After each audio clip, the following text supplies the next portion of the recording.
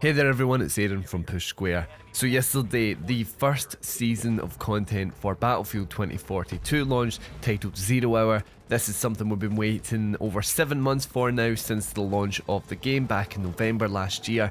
And obviously it's been a pretty rough time if you're a Battlefield fan. But now this thing's been out, I've been playing a bit of it. What am I thinking? What are the impressions? How is the future of 2042 looking? With this new season of content, you have to admit, it's a little lackluster in terms of how much content we got. And just in case you didn't know, we got a brand new map titled Exposure, we've got a new specialist titled Liz, we've got 2 new weapons, 2 new vehicles, and a full battle pass. Now the battle pass is largely inconsequential, it's mainly made up of just skins and player cards and icons and charms and all of that kind of stuff that you would usually get from a battle pass. Of course, there is a free track, and that's where you get all of this is the guns and the new vehicle additions. So you don't really need to pay for it if you don't want to. And over the course of the battle pass, you also earn some battle coins, which you can spend in the store or save for the next battle pass. Overall though, if you take into account that we've been waiting for so long to get this game, it's not a lot of content, and it is a little worrying in terms of like how this whole live service approach to Battlefield is going. EA really did go for it when they were talking about how, you know, they've learned from their mistakes of the previous games, the things that they've done right. They're going to push for this live service Battlefield experience, and of course that just did not turn out to be the case. The game was buggy, it was a bit of a mess, there was some serious balancing issues. But now it's been 7 months, of course. We've had a lot of patches, including one that came along with this content update. How's it looking now? Well, to be honest, the game does play way better than it did back in the day. It just feels a lot smoother, a lot snappier, a bit more Battlefield in a way. I personally really love the implementation of the vibration, the haptic feedback for the PS5 controller with the explosions and the running. I think it's really immersive. The sound is great for the most part until you get into close combat stuff where you're trying to detect where the footsteps are coming from.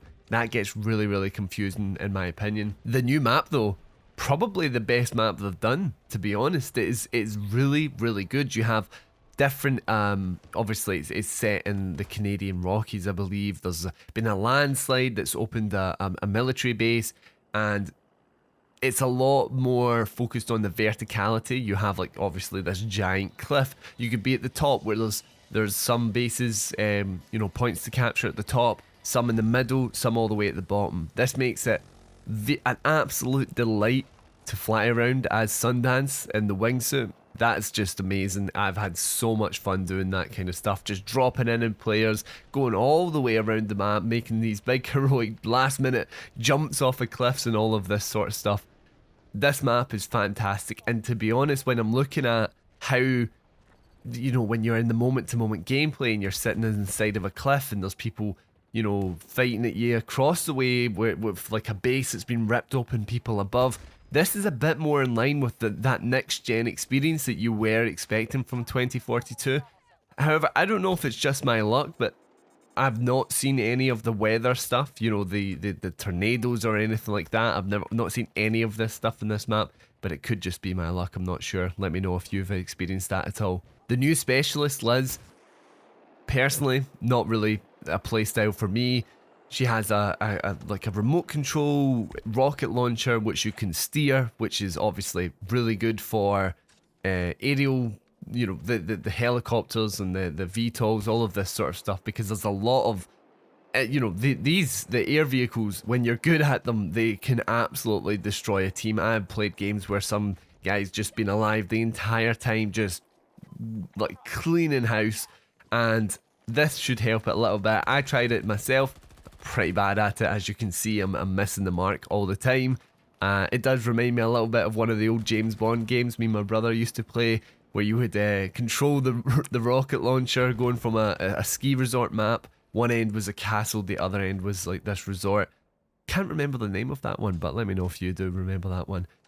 But anyway, yeah, looking onwards, so of course we know that there's been reports that EA are supposedly in this abandoned ship mode. they're looking towards the next Battlefield game rather than fixing this one. I personally really quite annoyed actually that is the case.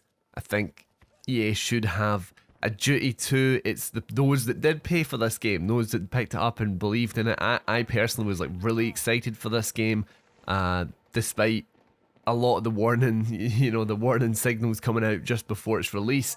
But there is a good game here, as I was saying. Playing this map, flying around, experimenting with the different classes, the action that you get into. There is a good game in 2042. I just don't think they've worked up there's the bones there, but they don't have the meat, and that's really the issue.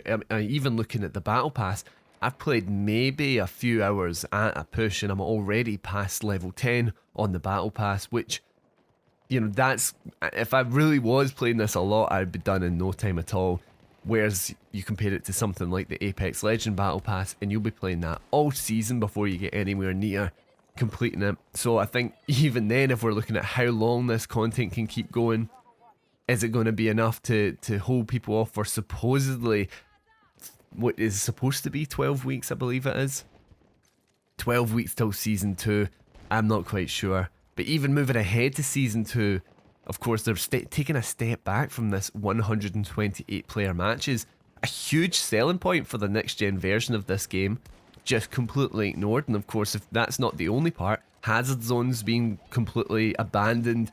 Portal hasn't really, I've not heard anything. It really didn't seem to have that splash that everyone expected it to have when it first got announced. That's just not really been much of a thing. But overall, I think obviously EA are looking at the financials here. Is it worth trying to save this game that's always going to have a lower amount of players, or is it better just to go on to the next thing? Personally, I would have loved it if they just stuck with this one. They've done it before, as I was speaking about Battlefront 2 the other week. Really great game now compared to what it had on launch. But, we're going to be a long time before we see the next Battlefield, and not just that. Do we really trust that they will be able to actually correct the mistakes that they made with the next one? Because that's what they said with 2042, and it ended up being one of the worst launches I've ever had. So, let me know what you think down below. Have you been trying out this new season of content? What do you think of the new map? Do you agree with me? I think it is actually probably the best map that they've got in 2042 to date. Have you been playing as the new specialist? All of that kind of stuff. Of course, comment down below, let me know. And if you like this video, leave a like, subscribe to the channel, and I'll see you next time on Push Square.